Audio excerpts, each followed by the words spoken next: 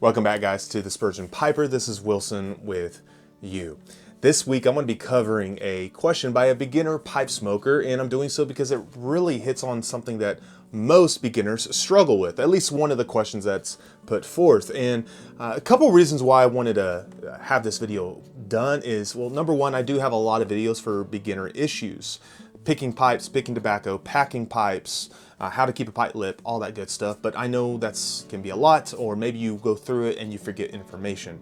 And then on the other side, I get a lot of questions like this from Patreon supporters to emails to YouTube comments like I'm about to show you. And so that's why I wanted to bring those two into one video, cover these. Maybe it'll be a help for you if you're struggling with one of these issues or you have one of these questions in mind. So here is the question that was put forth a few days ago. This newer pipe smoker just asked, I just smoked my first pipe, a Shire Church Warden, $20 Amazon, with Sutliff B23 Black and Cherry. I tasted nothing but smoke and ash. It wasn't pleasant at all. My mouth feels weird, and even after brushing my teeth, what gives? I watch so many videos of people describing flavors and how enjoyable it is to smoke a pipe, but my experience thus far is awful. I think I smoke too hard, too hot, and too rapidly.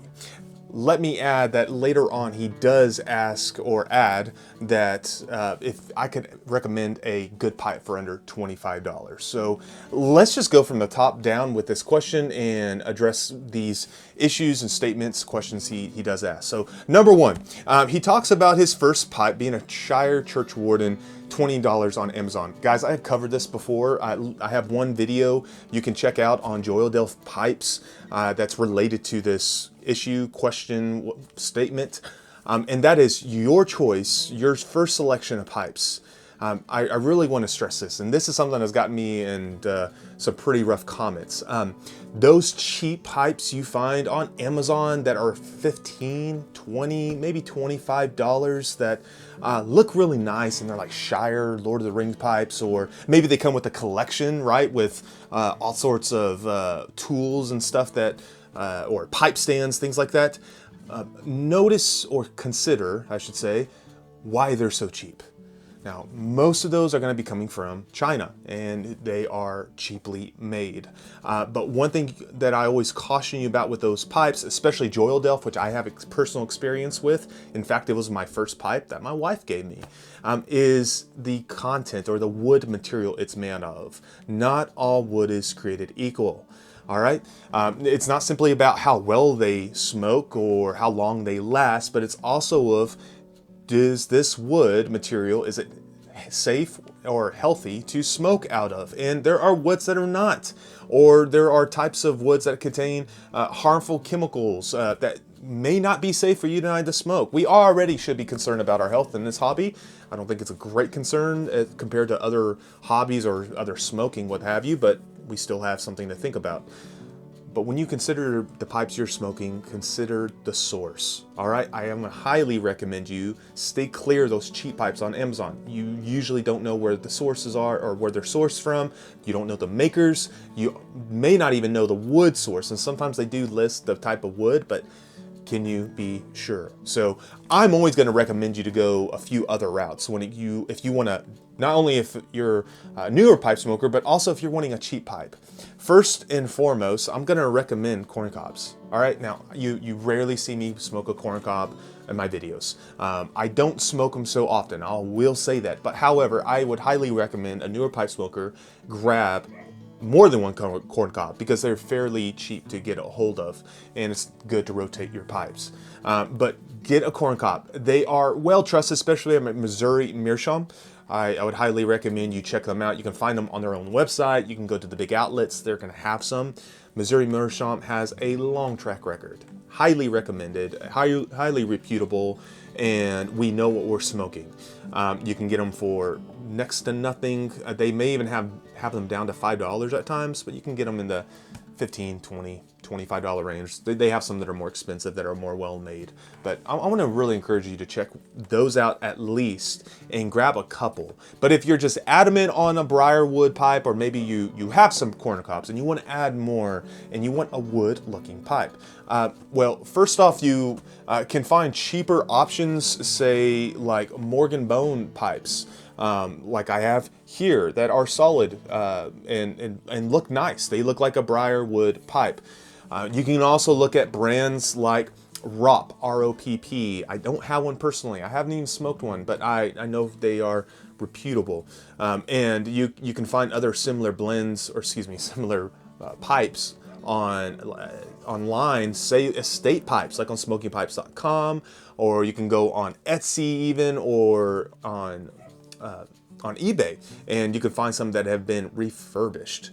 All right, so I wanna recommend you go those route. Look for brand names that have a good, reputable history, and be safe with those. And they may go up into the $40 range, but it's well worth it for what you know you're smoking out of. All right, so really encourage you to look at those sources and start there. All right, so that's the answer to where to start with pipes. But moving on, he does mention he smoked Sutliff B23 Black Cherry. He tasted nothing but smoke and ash. Now, I have not tried Black and Cherry by Sutliff. It may just be a fine tobacco. I'm sure it is. Sutliff is a good brand, and they make good tobacco. But tasting nothing but ash. I actually covered a video on this as well. There could be loads of issues with this. Unfortunately, we can't just say it's this issue. There's variables at play. I don't know how this person smoked. But he does mention in the bottom, and he kind of hits on probably the issues he has at hand. He says, I think I smoke too hard. I smoke too hot. I smoke too rapidly. It's probably very likely those were the cases. I will start off first with the tobacco. Again, it could be a great tobacco. I usually just encourage folks to stay clear of aromatics when they start off with pipe smoking, because aromatics can be a bit on the wet side. They can smoke hot or prone to smoke hot. I usually stay towards or turn folks towards other blends. You can check out some videos on that if you're wanting some beginner pipe smoking blends that I think are solid for beginner pipe smokers. But in saying all that, that could be something that encouraged the smoke and ash, but I wouldn't say it's the issue of the Sutliff blend itself. So getting to what he mentioned, again, that's probably what the issues were at hand. He smoked too hard, too hot, too rapidly. And that's usually the case for pipe smokers. I want to encourage you first, be patient. All right, it's something that's going to take time. It's not something you pick up usually rapidly. So when you have your pipe smoked or packed and you light it, you want to sip it like wine instead of say chugging it like a beer. So you want to build up a cadence of smoking slowly. All right, think of a cadence you have with a marching band or what have you. But you just want to pick up a pattern.